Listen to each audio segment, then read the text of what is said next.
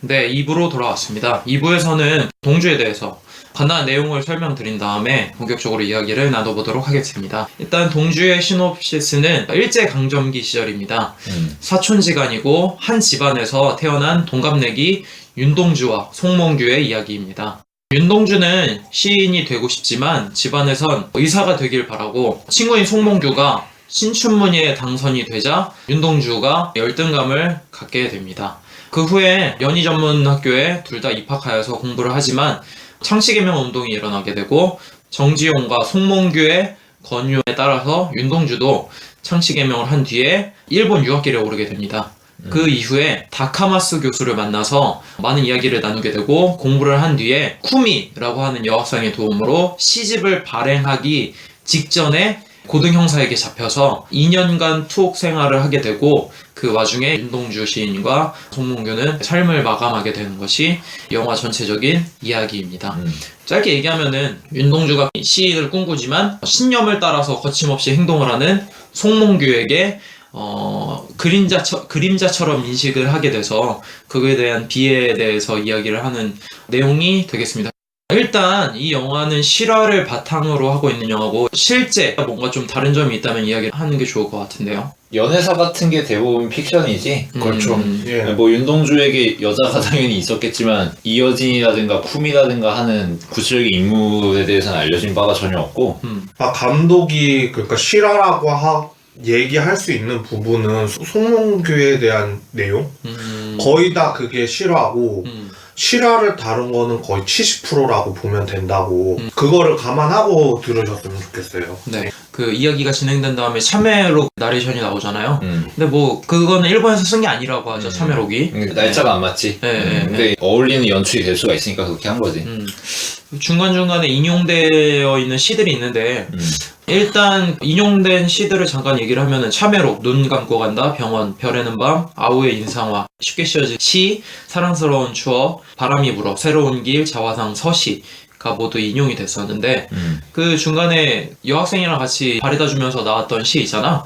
근데 그게 사실 별 하나의 어머니 하면서 중간에 이야기가 또 바뀌잖아. 시 초반이랑 다르게 별에는 밤 하면서. 그래서 요거는 뒤에 내용이 나오면은 지금 인용되는 거랑 굉장히 달라질 텐데 이걸 어떻게 하지 싶은데 중간에 잘려가지고 완전 영화적인 걸로 쓰는구나 싶어서 괜찮기도 하면서 상황 끼워 맞추기가 중간에 있었구나 라는 느낌 때문에 좀 아쉽기는 했어. 그때는. 근데 반면에 쉽게 씌어진 시 같은 경우에는 분위기를 잘 이끌어가고 그 상황에서의 윤동주 시인의 마음을 이야기해주는 것만 같아서 굉장히 잘 인용을 했다 싶기도 하고.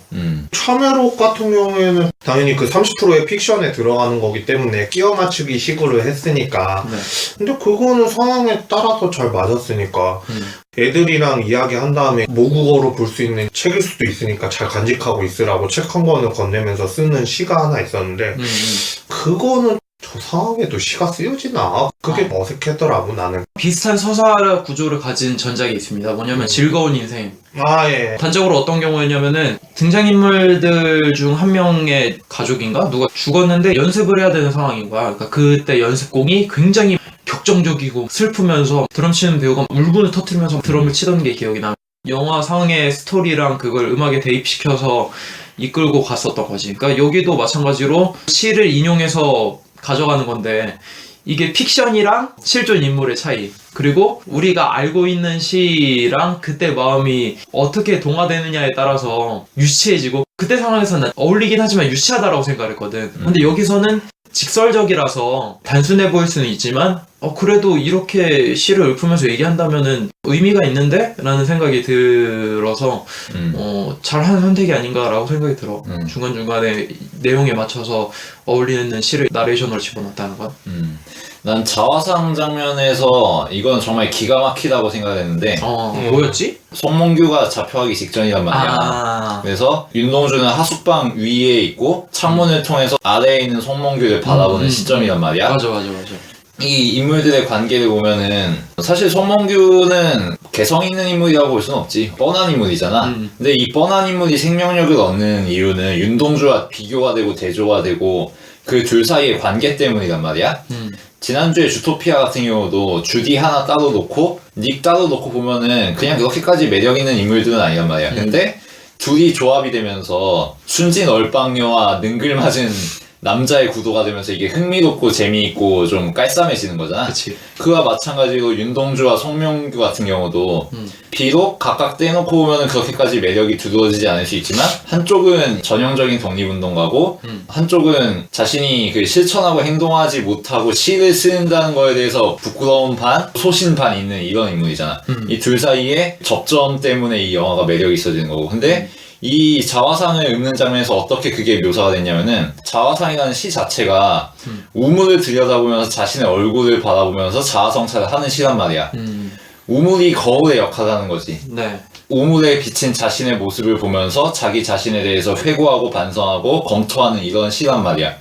근데 이 자화상을 영화에서 다루는 장면을 보면은 위에 있는 윤동주의 시점에서 하이 앵글을 비춰줘. 그리고 송몽규의 시점에서 다시 로우 앵글로 윤동주를 비춰준단 말이야. 그게 대조가 되고.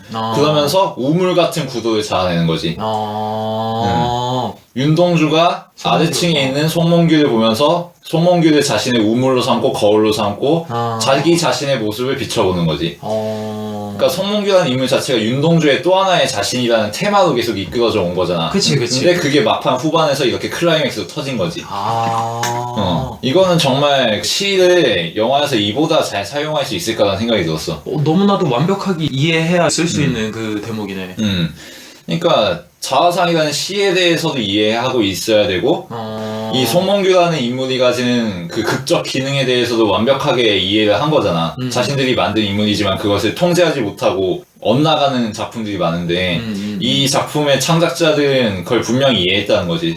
그렇구나. 그래서 나는 이 시 한 장면으로도 이 영화는 볼만한 가치가 있다고 생각을 했고 다른 시들 같은 경우 보면서 뭐 이 정도는 그냥 무난하게 극적 상황에 맞게 시를 집어넣었네. 뭐 나레이션도 괜찮은 이 정도 생각했다가 이 장면에서 좀 깜짝 놀랐어. 그 정도까지면은 시랑 영화랑 섞일 수 있는 거의 최고조로 섞은 것 같은데? 난 원래 자화상 잘 몰랐는데 이렇게 얘기 들으니까 감회가 새롭네. 나는 원래 그때 구도가 워낙 멋있잖아. 그때 2층 정도에서 되는 높이에서 송몽규를 바라보는 윤동주와 밤이긴 하지만 굉장히 운치 있는 장면으로 나오잖아. 그래서 와, 구도가 되게 멋있다라고만 생각했는데 그 시에 대한 이해가 있으니까 이렇게 또 다르네. 원래 그런 구도 같으면은 창문을 열어줘 막 하면서 이제 그러고 있잖아. 막 돌 던지고 야 나와 그러고 딜라일라야? 우리나라에서는 이런 식으로 많이 써왔었기 때문에 아쉬운 감이 없지 않아 있었는데 마음속에서 임팩트 있었던 거는 간만이었었던 것 같아요. 그러니까 이 자화상 장면을 통해서 송몽규는 윤동주를 비추는 거울이자 또 하나의 윤동주가 된 거지. 실제로도 생각해보면 이렇게 오묘한 관계가 있을까 싶기도 하네. 같은 친척인데다가 친구인데다가 행보는 비슷하지만 행동은 달라서 그게 이 장면 하나로 크게 이해가 되는 장면이었네. 그렇죠. 뭐 얘기가 나와서 그런데 교과서나 수능 문제에는 거의 뭐 단골로 출제되는 윤동주 시인인데 이 윤동주 시인의 문학적 위치가 어느 정도인지 이야기를 좀 해주시죠. 윤동주는 빨릴 수밖에 없는 게 그러니까 이거는 정치적인 이유도 있고 여러 가지 배경이 있는데 한국 문학이라는 것 자체가 물론 조선 시절에도 소설이라든가 시가 있긴 하지만 한국 근대 문학의 태동이라고 하면은 결국은 20세기 초 19세기 말 이때를 대상으로 삼을 수밖에 없단 말이야. 그러니까 결국은 일제시대인 거지. 개화기부터 해서. 근데 이 일제시대에 한국 문학에 기여한 문학가들 이거저거 걸리는 게 많단 말이야. 일단 친일 경력이 있으면은 빨기가 애매해. 그쵸. 그리고 한국은 또 북한하고 분단이 돼서 공산주의와 투쟁을 통해서 정체성을 형성해 온 나라니까 좌파 작가들 빨기는 또 애매해. 그러다 보니까 빨 수 있는 작가가 몇 명 없다는 거지.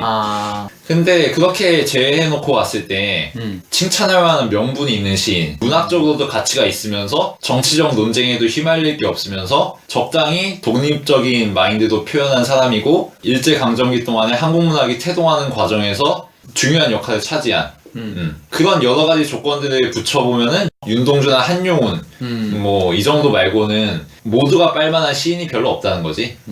그러다 보니까 윤동주에게 어마어마한 스포트라이트가 돌아가는 거고. 네, 하여튼 뭐 문학적인 이슈까지 얘기를 해봤는데 일단 영화 내적으로 보면은 송몽규라는 캐릭터가 윤동주랑 같이 있으면서 생각은 비슷하지만 행동이 많이 다르잖아요. 그렇죠. 중국으로 직접 넘어와가지고 독립운동을 하기도 하고 다시 연세대학교로 오지만 다시 또 감옥으로 가고 일본으로 유학까지 가면서 그곳에서도 독립투사로 생활을 하려고 하는 그런 의지를 보이는 인물이고, 윤동주는 그것을 따라가기는 하지만 그림자처럼 지내고 있는데 그 와중에 보여주는 이 사람의 비애 같은 거를 시로서 풀어주는 느낌인데, 전체적인 시 자체를 그림자로서의 모습만 보여줘서 오해가 될 수도 있지 않을까라는 생각이 얼핏 들었어요.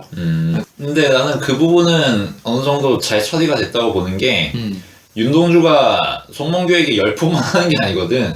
분명 이게 열등감을 드러내는 장면이라든가 아니면은 송몽규에게 끌려가기만 하는 자책 같은 게 당연히 드러나지만, 그럼에도 불구하고 지조가 있고 자신의 소신이 있고 송몽규와 다른 포지션이 있단 말이야. 그게 잘 드러나는 게 동아리방 같은 곳에서 문학작품 같은 것들을 선별하다가 입장 차이를 빚는 장면이잖아. 그쵸. 거기서 송몽규가 사회 시국과 일제 강점에 대해서 이야기하면서 자신의 정치적 입장들을 드러낸단 말이야. 그쵸. 근데 그것에 대해서 윤동주가 일갈하잖아. 그런 주의나 주장 같은 것들에 자신의 주장을 숨기는 것은 기회주의고 오히려 그것이야말로 자기 기만이고 보신하려는 것이 아니냐라는 일갈을 하지. 그치. 아주 적절한 비판이란 말이야 이거는. 여기서 윤동주 입장이 어느 정도 강렬하게 드러났다고 생각해. 그러면서 윤동주가 다채로운 인물이 된 거지. 자신의 개인으로서의 왜소함도 느끼고 있지만 한편으로서는 집단적이고 사회적이고 정치적인 그런 이데올로기에 끌려가는 게 아니라 주관을 세우는 이런 인물이 된 거지. 그림자라기보다도 간단하게 봤을 땐 그거야. 문학 쪽으로 가려는 자와 그치. 그리고 독립으로 직접적으로 활동을 하기 위해서 하려는 자와 그게 딱 갈리잖아. 어느 순간서부터.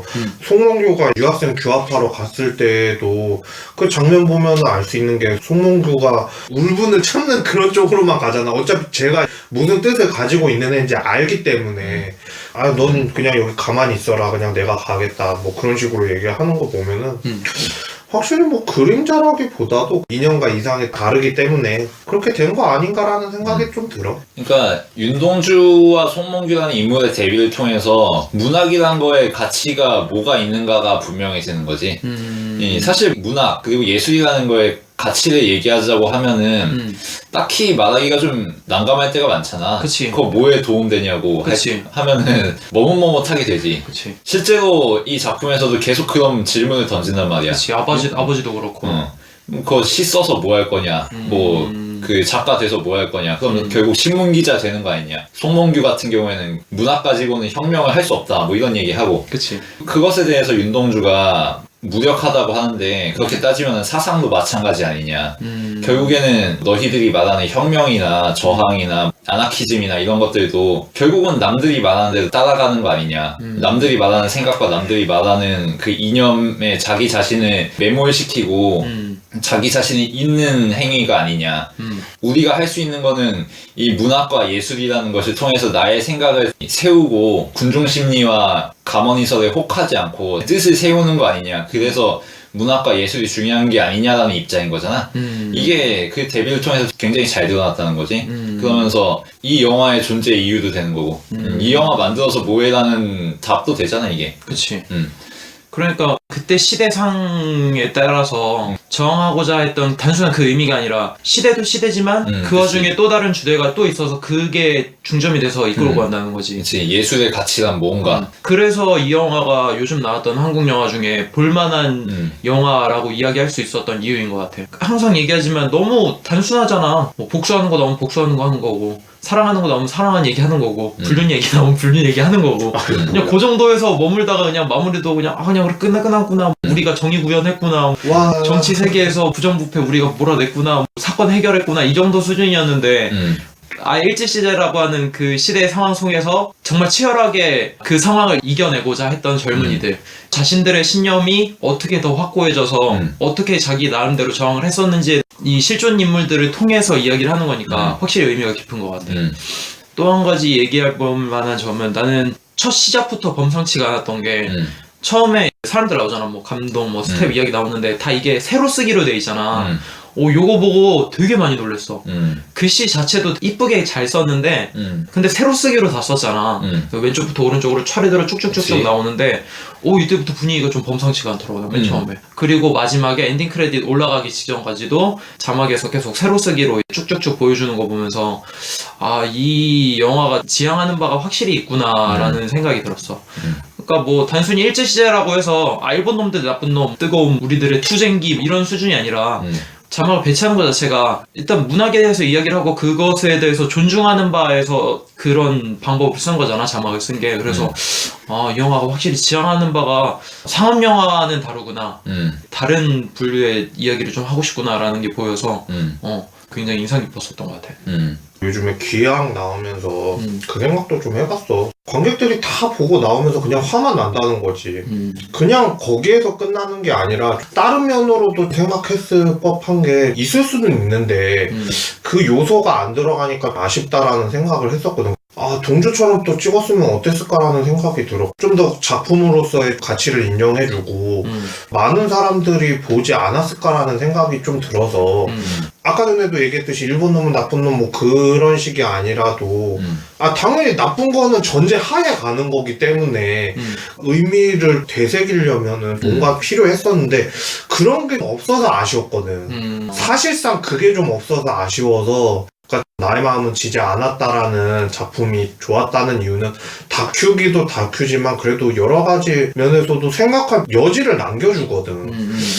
왜 귀향을 안 꼽았냐 지인들이 얘기를 하는데 이 얘기를 해주고 싶었어. 그러니까 나도 그거에 동의를 하는 게 일단 이 영화가 이끌어 나가는 방식이 사건을 보여주면서 그 사건에 대해서 우리가 한 가지 생각밖에 못하는 그런 제한을 두지 않는단 말이야. 그러니까 대화를 통해서 이어가잖아. 처음에 이야기하는 것도 어느 사상이나 교회에 대한 이야기나 그런 걸 이야기하면서 이 사람들이 무슨 말을 하고 얘네들이 이렇게 얘기하는 거에 대해서 어떻게 생각을 해야 될까 이렇게 받아들이다 보니까 굉장히 괜찮았던 것 같고, 스미스도 아까 얘기한 것처럼 막 그 뭐 시는 싫지 말자, 뭐 시는 뭐 어쩌고저쩌고 하면서 뭐 그거에 대해서 감상주의다 이거지. 그거에 대해서 얘기를 하니까 그거에 대해서 반문하는 얘기로 하는 거잖아. 화가 나서 억지로 행동을 하면서 넘어가는 게 아니라 그런 것 중에 하나가 여진이랑 걸어가면서 얘기할 때 시 인상 깊었다는 얘기부터 하며 정지용 얘기할 때도 강요하는 건 아니지만 그래도 어느 정도 윤동주의 속마음을 이야기해주는 것처럼 진행이 된 것 같아서 괜찮았었던 것 같아. 그리고 한 가지 이해가 안 갔던 게 정종신이 얘기하잖아. 부끄러움을 모르는 게 부끄러운 거지 부끄러움을 아는 것은 부끄러움이 아니다. 이 얘기가 난 이해가 안 갔는데 그게 무슨 말인가 싶긴 하던데. 그러니까 자기 부끄러운 줄도 모르고 뻔뻔한 놈들보단 낫다 이거지. 윤동주 시인이 일본 유학을 가서 자기가 사실 이 상태가 부끄러운 상태다를 아는 것은 부끄러운 게 아니다. 그거에 대해서 아무 생각도 없이 그냥 일본 유학 가면 좋은 거지 뭐 이런 놈들이 부끄러운 거다 이 얘기지. 사실 직설적이라서 유치하긴 했어 이거는. 그러니까 난 그냥 그 정도 의미로만 얘기한 건가 싶긴 해서 조금 의아했어.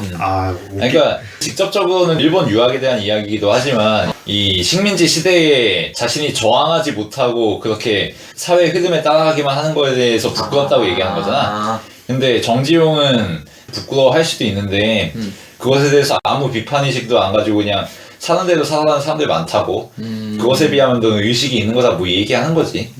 오그라들긴 했어. 퇴물의 느낌이 너무 적나라하게 들어와서 술 마시면서 꼰대질하는 신세 한탄 한 거지 그냥. 그런 점들은 사실 이준일 감독 스타일이 묻어나는 거야. 그런 맞아, 것들이. 그런 것들도 그렇고 이제 쿠미를 등장시켜서 마지막에 냅킨에다가 시 제목 쓰는 것도 그게 내가 생각하는 딱 이준익 스타일의 아재 느낌이거든. 맞아. 유치하면서 직설적인 아재 스타일.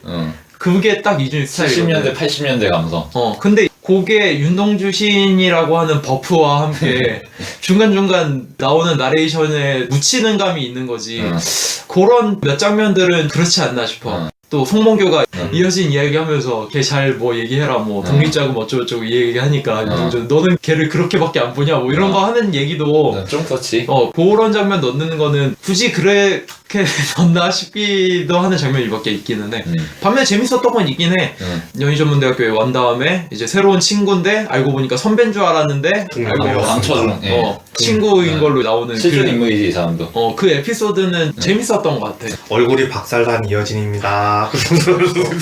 그러니까 영화의 품격을 떨어뜨리는 장면이 좀 있지. 유머러스한 건 좋은데 시덥지 않고 격떨어지는 유머도 있잖아. 그런 것도 좀 있고. 그리고 사실 나는 쿠미와 이어진이라는 인물을 굳이 그렇게 애매하게 등장시킬 필요가 있을까. 필연적인 인물들이 아니잖아. 그치. 있어도 그만 없어도 그만인데 그냥 넣은 거란 말이야. 여성 캐릭터도 좀 있어야 된다는 강박이 있었던 건지 실제로 연애도 했으니까 그걸 표현을 하려고 그런 건지 모르겠는데 그것도 애매하게 표현됐단 말이야. 뭐 이어진 그냥 나중에 비중 아예 없잖아. 중반부 들어가면 뭐 언급도 안 되고 갑자기 쿠미하고 눈이 맞고 뭐 이런. 그러니까 뭐 실제로도 윤성주 시인이 잘생기기도 하고 인기 많았다고 굉장히 하지. 바른 청년이라서 인기가 좋아서 그럴 수는 있긴 하지만 굳이 냅킨에 제목 적은 것까지는 너무 극적인 효과를 노린 게 아닌가라는 생각이. 뭐 로맨스 등장시킬 거면 제대로 로맨스 하든가. 이건 뭐 로맨스도 아니고 로맨스 아닌 것도 아니고. 그러니까 그 아까 맨 처음에 얘기했던 그 중요한 장면이 자아상을 읽던 그 장면이 이유가 쿠미를 만나기 위해 서기도 하잖아. 그러니까 내일 아침에 보자고 고집을 부리는 거잖아. 시 내용과 결부지으면은 엄청난 장면이기도 하지만 그게 이유가 쿠미를 만나기 위해서가 아니었더라면 막 안타깝고 애잔하고 그럴 수 있었을지도 않았을까라는 생각이 들기도 한데 만약에 그때 만나는 게 쿠미가 아니라 일관계로 시집을 출판해주려는 객관적인 그런 사람이었으면은 그런 느낌이 전혀 없었겠지. 그러니까 원래도 시를 출판하려고 했는데 돈이 없어서 시를 출판 못했었다며 실제로도. 남들은 다 시인이라고 해주잖아. 윤시인 이러면서 송몽규도. 하지만 시집을 제대로 내본 적도 없고 등단해본 것도 아니고 그런데 시인으로 불리곤 있으니까 열등감일 수도 있겠고 비애감일 수도 있겠고 그런 걸로 표현을 했으면은 그게 더 괜찮지 않았을까. 그러니까 쿠미가 아니라 교수였다라면은 격이 맞지 않았을까. 그러니까 좀 더 문학에 대한 열망의 초점이 더 맞춰지지 않았을까라는 생각이 좀 들지. 사랑하는 여자 앞에서 어쩔 수 없이 형사한테 끌려가는 그런 느낌은 심파적이잖아. 안 그래도 영화가 흑백 영화인데. 그래. 흑백 영화니까 뭐 그렇게도 들어갈 수도 있는 거지 뭐. 앞서서 일부에도 얘기를 잠깐 했지만 신문을 할 때 완전 악랄하게 하는 게 맞거든. 근데 하소연하고 있는 것 같아. 윤동주하고 송몽규한테. 그러니까 그 신문을 하는 장면이 차라리 나한테 총칼을 겨누든지 뭐 그 말이 맞다고 생각을 하는 게 애매한 것 같아.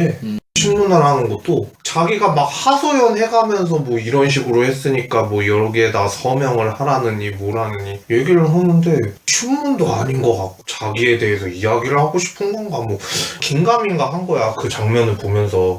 물론 송몽규랑 윤동주가 하는 발언들은 멋있지. 내가 이거를 뭐 할 수 없어서 아쉬웠다 그런 식으로 역설적으로 얘기하고 서명 억지로 하고 그런 장면들에서는 멋있게 보여도 하소연하는 것 같아서 아쉬웠다. 조금 더 악랄했으면 어땠을까라는 생각도 해봐. 뭐 이 정도로 이야기를 하고 인상적인 장면과 함께 마무리를 좀 지었으면 좋겠어요. 그냥 오객티로 정주영 시인 책 주는 장면 있잖아. 난 거기에서 010을 봤어. 스티커, 진짜? 스티커로 뭐 붙여져 있던데? 어디에? 기둥 타고 가다가 나 거기에서 분명히 뭐가 이상한데 그러고서 보니까 010 뭐 그런 게 있는 것 같아. 와 이거 대박이다. 와. 아니 스티커 뭐 붙였던 그게 있었던 것 같아. 010을 보셔서? 와. 나 그거 본 것 같아. 뭐지? 아니야 그냥.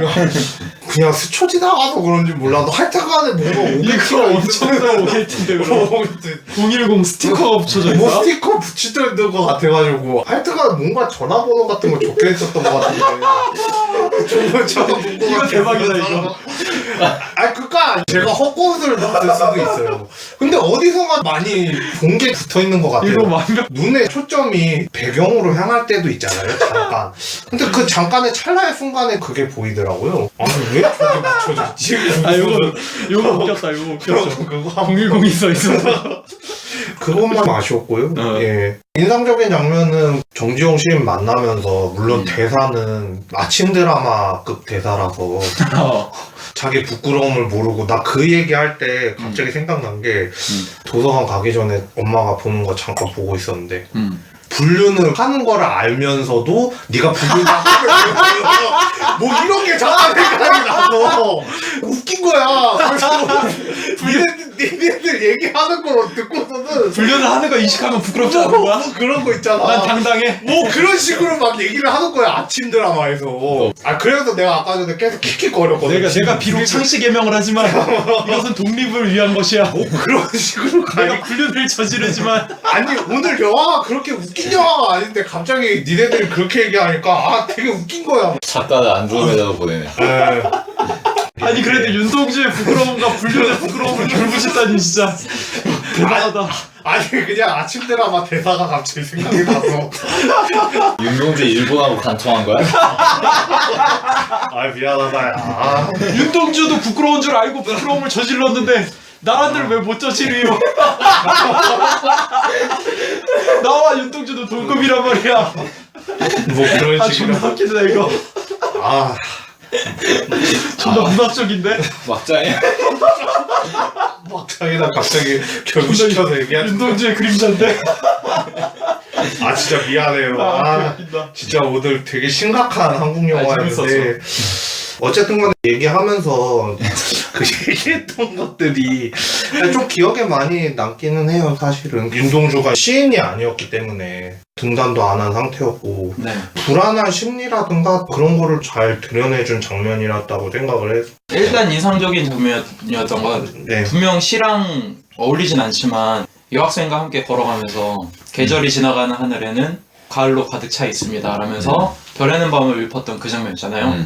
다 떠나서 그 장면만 놓고 보면은 굉장히 재밌더라고. 아, 그런 마음으로 윤동주 시인이 섰을 수도 있겠구나. 누군가를 설레는 마음, 사랑하는 마음. 근데 이런 장면이 나온 게 이 영화 전체에서 요 장면 하나밖에 없어.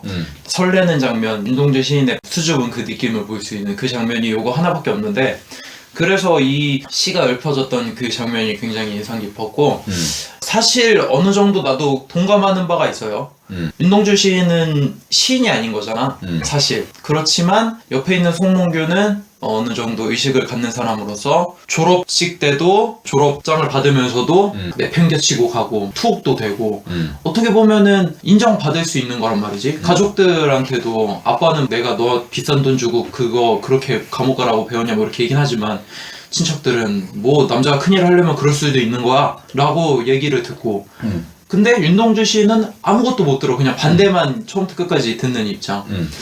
아 얼마나 괴로웠을까.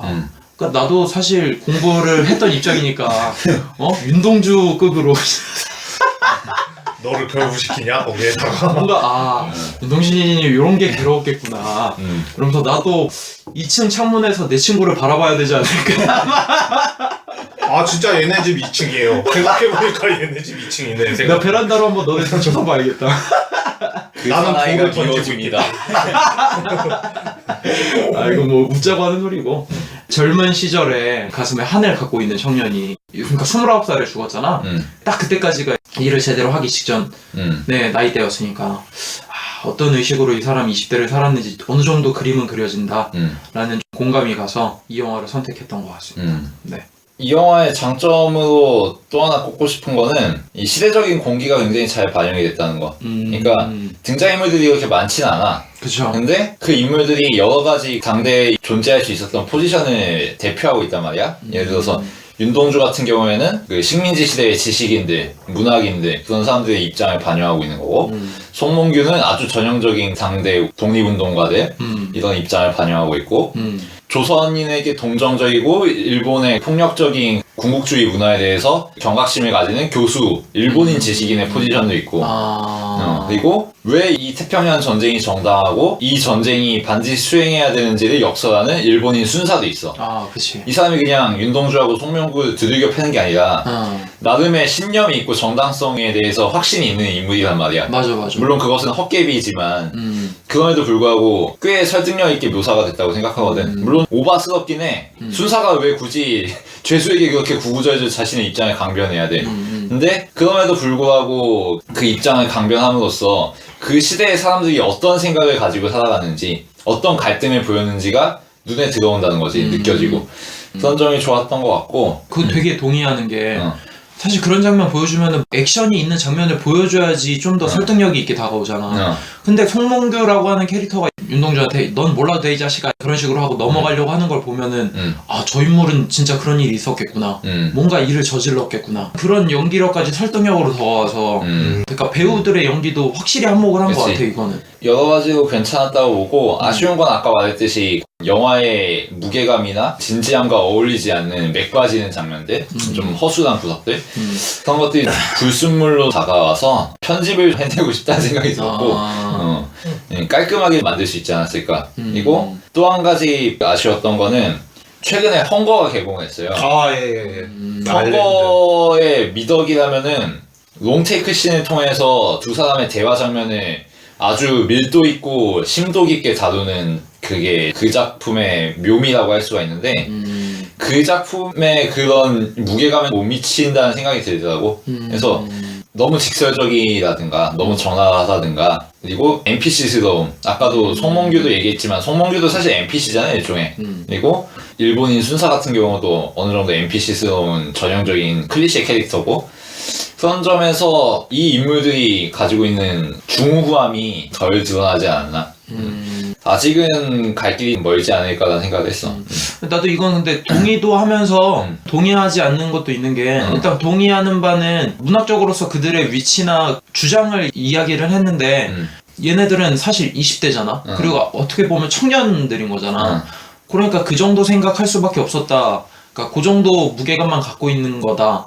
그렇게 해서 영화가 진행된 거다라고 하는 거면은 어느 정도 익스큐즈 할 수 있을 것 같고. 근데 아쉬운 점이라고 하는 거면 차라리 그럼 윤동주가 굉장히 고뇌하는 장면이라든지 물론 시로 나레이션 하긴 하지만 좀 더 문학적인 고민이 있었다라면 그냥 그 상황에 대한 고민인 거잖아. 지금 그 시가 인용된 게 내가 얘를 따라가지 못해서 답답하다라는 식의 인용인 거니까 그런 거는 아쉽기도 하고. 근데 이준익 감독의 여태까지 봐왔던 영화에서 사실 이준익 감독이 이렇게 추상적으로 자기 이야기를 굳이 사건을 직접적으로 보여주지 않고 풀어냈던 경우가 그렇게 많았나 싶을 정도로 없었거든. 특히나 소원이나 사도 같은 경우에 아주 적나라하고 사도 같은 경우에 아예 소지서 특별 출전을 시켜가지고 아주 그냥 완전 불살라버리지 직접적으로. 불살라버려? 고랬던 감독이 이렇게까지 각본과 이야기를 맞춰서 올 수 있었던 거면은 나쁘지 않지 않을까라는 생각이 들고 요 정도만 해줘도 지금 한국 작품에서 수작 소리 들을 정도니까.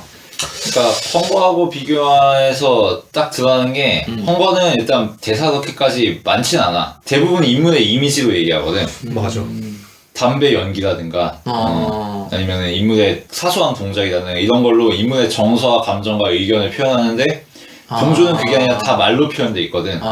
말이 많아지면 사실 인물의 그 아우라가 떨어지기 마련이지. 그리고 영화적이라기보다는 연극적이라는 느낌이 들 수밖에 없고 신문 장면 같은 거 보면 정말 이건 연극이거든 영화라기보다는. 그래서 그 점이 좀 아쉬웠고 그리고 후반부 접어들면서 중반부까지 잘 표현된 그 윤동주의 문학인 그리고 예술인으로서의 고민이 너무 한 방향으로 가는 게 아닌가. 그러니까 아까도 얘기했지만 윤동주는 자신이 실제로 할 수 있는 일이 아무것도 없고 문학의 무력함을 체감하는 인물이긴 하지만 그럼에도 불구하고 왜 우리가 예술가가 돼야 되는가에 대한 답을 어느 정도 갖고 있는 인물이잖아. 그렇지. 근데 그 부분이 표현이 안 돼서 자신이 이런 세상에서 시를 쓰는 걸 원했다는 것은 욕심이었다고 한탄하는 것은 분명 좋은 장면이긴 한데 그럼에도 불구하고 이 인물이 죽을 때까지 시를 놓을 수 없었던 이유에 대해서 한 번 정도 쇼트를 통해서 보여줄 수 있었다면은 좋았겠다는 생각을 했어. 나도 아쉽다라고 계속 생각을 했었는데 그 아쉬운 점이 딱 그건 것 같네. 이 인물이 왜 굳이 이렇게까지 시에 집착하는지 그리고 그냥 그림자로서의 안타까운 모습으로만 처음부터 끝까지 비춰지잖아. 그게 씁쓸했거든? 그래서 아까 얘기할 때도 시를 굳이 이렇게만 쓰는 게 옳은 걸까라는 생각을 했었다고 했잖아. 그래서 그게 난 아쉽다라는 생각이 들었는데 그게 그것 때문이었던 것 같고 내가 아까 인상적인 장면 중에 별의 눈밥을 했던 이유는 그러니까 시에서 여러 가지 인용되는 메타포라든지 소재들 있잖아. 그거 중에 하나가 별의 눈밥 나올 때는 흑백이지만 분명히 가을 하늘처럼 보여. 왜냐면 하늘이 넓고 별들이 반짝반짝하거든. 그거 보면서 시가 나오고 옆에는 자기가 마음에 있는 여자가 있고 걸어가는 장면이 보이니까 말 그대로 이거는 그냥 한편의 시가 그냥 장면이 딱 보이는 거야. 그래서 그 장면이 마음에 들었던 거거든. 그러니까 스미스가 말한 것처럼 말로만 풀어갈 게 아니라 이런 사소한 소재랄지 뭐 물건이랄지 뭐 그런 걸로 이 사람들의 마음과 의미를 좀 더 전달했더라면은 추상적인 느낌으로 다가왔을 텐데 너무 말로만 설명한 느낌이 확실히 드네. 스미스 얘기 들으니까. 이 작품이 좋은 작품이라고 생각하는데 여러 가지로 불균이라는 생각이 들어. 불균일. 어떤 장면은 굉장히 시적이고 장중한 무게감이 있는데 어떤 장면은 굉장히 가볍고 한국 시트콤에 나올 것 같은 장면들이 있고 그리고 어떤 장면은 굉장히 영화적이야. 아까 내가 말한 자화상 같은 장면들 그건 영화 아니면 못하는 장면이거든. 그치. 근데 어떤 장면은 영화적인 기법이 전혀 반영되지 않았어. 말로만 때우고 대사량만 많고 인물 간의 연기가 생명인 장면들이야. 이런 장면은 영화라기보단 연극이거든. 그런 점에 있어서 이 작품이 일관성이 없지 않았나. 여러 가지 좋은 미덕들을 끌어모았는데 그것들이 하나로 융합되지 못하고 쇼트별로 끊어지지 않았나. 그럼에도 불구하고 이런 개성 있는 작품을 계속 볼 수 있다면야 극장 가는 재미가 있지 않을까. 그래서 별점은 3개로 주겠습니다. 저는 일단 불륜과 010에서 2번 빵빵 터뜨렸다는 데 의의를 두고 있고요. 아 맞다. 나도 오게티 하나 추가하자면은 영화 중에 지도가 나온 장면 한 번 있거든. 태평양 전쟁 하면서 일본이 어디까지 갔는지 보여주는 지도가 있어. 일본에서 설명해주던 소명국이야. 거기 보면은 미얀마라고 표기가 돼 있는데 그때는 버마였다는 거. 분명히 버마에서 미얀마로 바뀌었는데 미얀마로 나와 있는 거지 이미. 시대를 한 50년 앞서간 거지. 그것도 오게티지 오게티. 역사적 오게티. 지식이 있어야지만 알 수 있는 것과 010은 다르다는 점. 순발력이 있어. 그래, 영화적으로 보자면은 사실은 이제 제가 아카데미 기획전 하면서 트럼보를 보고 나오는데 그 명동 시내 라이브러리였거든요. 그 옆에서 이준익 감독이 GV 하고 있더라고요. 거기는 또 독특한 구조인 게 유리창 구조라서 안에가 다 보여요. 근데 앉아있는 사람들을 봤는데 이준익 감독 왔으면은 매진이 되고 많이 차 있을 줄 알았지. 그치? 난 봤는데 한 반 정도 차 있었나? 그 정도로 봤었는데 반 정도 차 있을 만한 그런 영화는 아니라고 생각해요. 사람들이 많이 보고서는 다양하게 생각할 수 있는 몇 안 되는 올해 영화라고 생각을 해요. 트럼보랑 동주를 비교해보고자 하면은 트럼보 안에서도 대사 같은 거를 만드는 각본가로 나오거든요. 그리고 그 사람도 공산주의자예요. 이념이라든가 그런 게 영화 내적으로도 나오는데 나무주연상 후보까지 올라갔었기 때문에 그 트럼보의 연기가 정말 대단했거든요. 근데 동주는 또 다른 한국적인 걸로 갖다가 풀어냈다는 거 자체는 되게 좋게 보고 다만 좀 아쉬웠던 점은 주객이 전도됐다라는 얘기를 하고 싶어요. 그러니까 주토피아에서는 닉하고 주디가 있지만 나는 나무늘보를 더 잘 봤어요. 그리고 저번에도 룸 다루면서도 성인 연기자보다 아역 배우가 너무 더 연기를 뛰어나게 잘했어요. 이번 영화에서도 마찬가지야. 동주가 눈에 들어오는 게 아니라 나는 송몽규가 더 눈에 들어오더라고. 윤동주처럼 저렇게 생각할 바에야 차라리 송명규처럼 저렇게 행동을 해야 될 텐데 그 생각이 좀 들더라고. 맞아. 이게 군중심이라고 까잖아 윤동주가.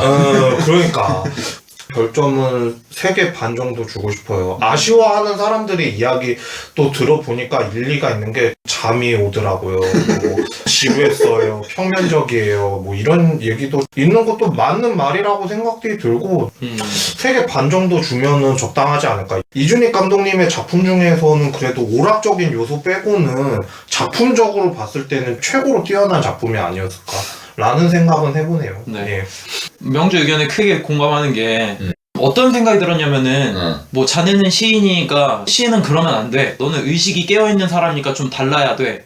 근데 이 사람이 시인이야 윤동주가? 넌 얘가 왜 시를 쓰는지도 잘 이해가 안 가. 그러니까 뭐 예를 들어서 내 얘기를 하자면은 나 같은 경우에는 노래를 하다가 노래가 너무 잘 되는 날이 있어. 그러면은 그날은 완전 세상이 내 세상이거든. 너무나도 즐거운 거야. 그래, 맞아. 근데 노래가 안 되는 날은 너무나도 가슴이 아파.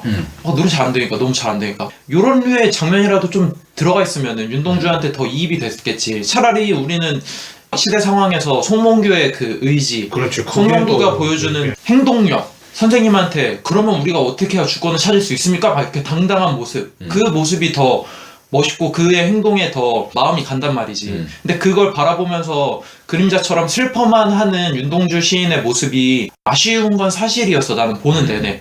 이 사람이 얼마나 시를 사랑하는 거고, 시를 사랑하는 거에 대한 모습은 만나고 싶어하는 시인들에 열거하면서 그 사람들의 책을 받았을 때 기뻐하는 표정, 그런 걸로만 머물고 다른 사람들한테 보여줄 때는 계속 부끄럽다는 얘기로만 넘어가는 게, 실제 윤동주가 저랬을까? 누구보다도 시를 굉장히 사랑했을 것 같은데, 내가 볼 때. 그런 마음을 좀 더 표현을 해줬으면은 좋지 않았을까. 마치 윤동주를 요즘으로 치면 인터넷에 뻘글만 쓰는, 하지만 필력이 조금 있는 사람으로 그려내는 정도가 아닌가 싶어서 그거는 조금 아쉬웠어. 근데 그럼에도 불구하고 과감하게 흑백 영화를 사용하고 예. 첫 장면부터 세로 쓰기를 통해서 이 영화가 지향하는 점을 분명하게 얘기를 해주고, 일제시대의 상황에서 영화가 이끌어가는 게 단층적으로 들어가는 게 아니라 그 와중에 인물 간의 구도를 통해서 갈등을 이야기하는데, 그 갈등이 굉장히 단순한 게 아니라 추상적인 개념인데 그럼에도 불구하고 나름 그 시들을 잘 인용을 해서 잘 해결을 했다라는 생각이 들고, 저예산인데도 불구하고 몇몇 굉장히 운치가 있고 눈에 확 들어오는 구도가 있는 장면들을 잡아냈다는 거에 대해서 굉장히 의미를 갖고, 강하늘이라고 하는 배우가 굉장히 어리고 분명히 포텐이 있지만 나이가 들고 연차가 쌓였을 때 본인의 의견을 피력해서 이 인물의 설득력을 더 가질 수 있는 주장까지 내세울 수 있는 배우가 된다면 좋겠다라는 생각이 들어.